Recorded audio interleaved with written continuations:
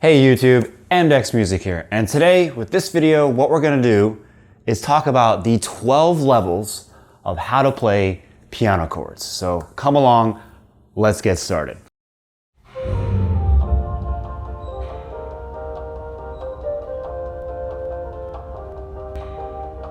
Alright, so let's start with level 1, root position and closed voicings. In level 1, when we look at a chord symbol, we simply play the notes by stacking thirds starting on the root. So for a C7 chord, we'll play C, E, G, B flat. So now let's go to level 2.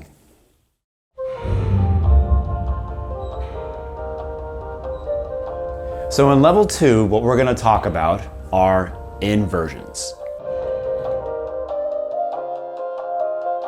With the level 2 chords, you're allowed to use inversions of the level 1 chords.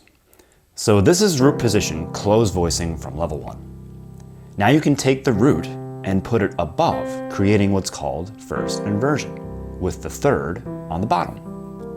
Take the bottom note again and move it up an octave, and you get second inversion. The fifth is now the bottom note. Do it again and you get the third inversion with the seventh at the bottom.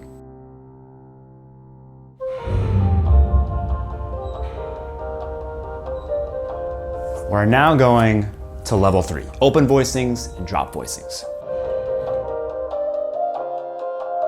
At this level, we'll take any of the level 2 voicings and drop some of the notes to a lower octave. If we drop the second note from the top, we call it a drop 2 voicing. So for a C7 in root position, the second note from the top is the G. We drop it an octave and we get this drop 2 open voicing chord. If we use the drop 2 technique on the first inversion, we must drop the B flat and we get this voicing. Notice how this technique creates larger gaps between the notes. You can choose to drop any note or notes to create nice spread voicings. A famous combination is drop 2 and 4, giving you these amazing spread voicings.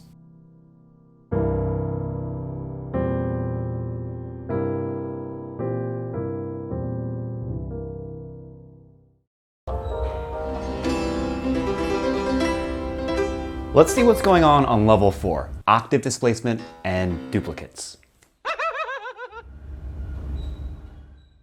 In level 4, we can take any note from the chord and place it in any octave, or duplicate it on several octaves if we want.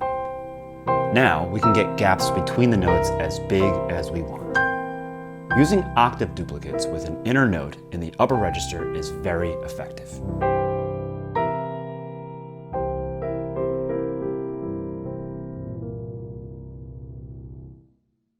Let's go to level 5, extensions.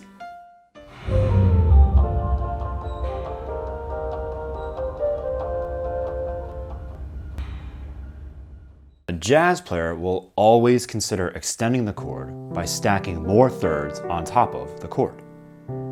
So a C7 becomes a C7-9 or a C7-9-13. And of course, we can use any of the previous level's voicings techniques to get a jazzy sounding C7.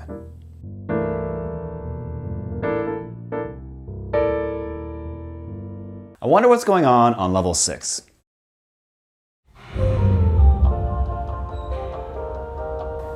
Rootless? At this level, you can get rid of the root of the chord. Why? Because it sounds cool, and if you're playing in a band, you want to leave it to the bass player to play the root of the chord anyways.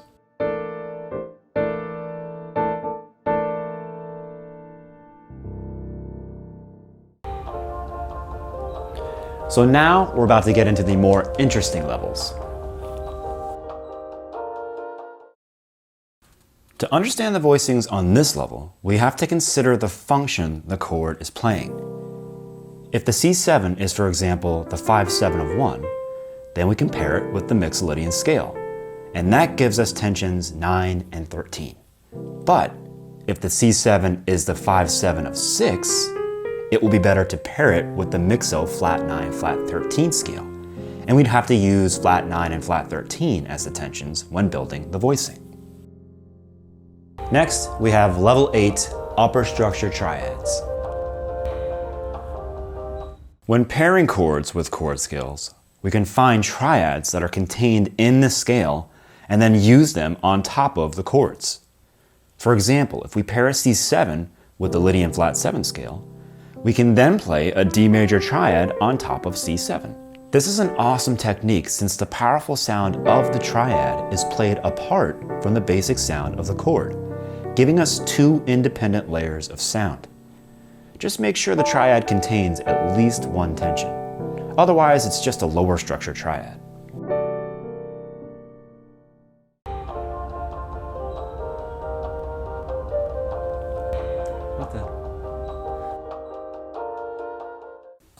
A quartal is a 3-note chord built using fourths instead of thirds. There are 3 types of quartals.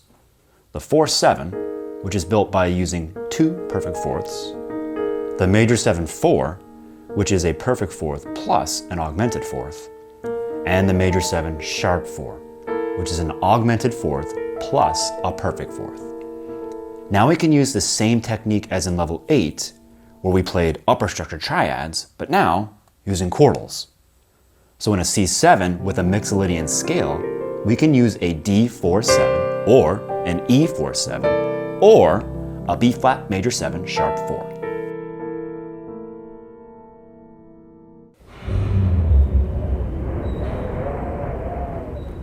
Level 10, Hexatonics. At this level, we can start combining upper structures to create weird structures with 6 notes, hexatonics. Let's say we pair the C7 with the Mixolydian scale. In level 8, we could have used an A minor or a G minor as an upper structure. Now, we can use both, but we still want to keep them as a unit at this level. This opens the sound of the C7 beautifully.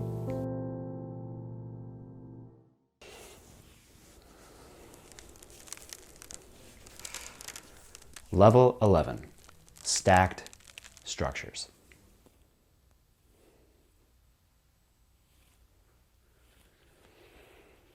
Forget functions. We're now in a new realm. In level 11, we're going to explore new sounds by stacking structures on top of one another. Let's pair the C7 with Messiaen's octatonic scale. This is a symmetric scale. Some jazz players call it the symmetric diminished, others the half whole. The C7 is completely contained inside this scale, so we can pair the chord and the scale together to create an incredible new dominant sound. Let's extract triads from this scale. There are quite a few of them. And now stack them any way you like on top of the C7 or just the C bass. This is a C7 chord sound like no other.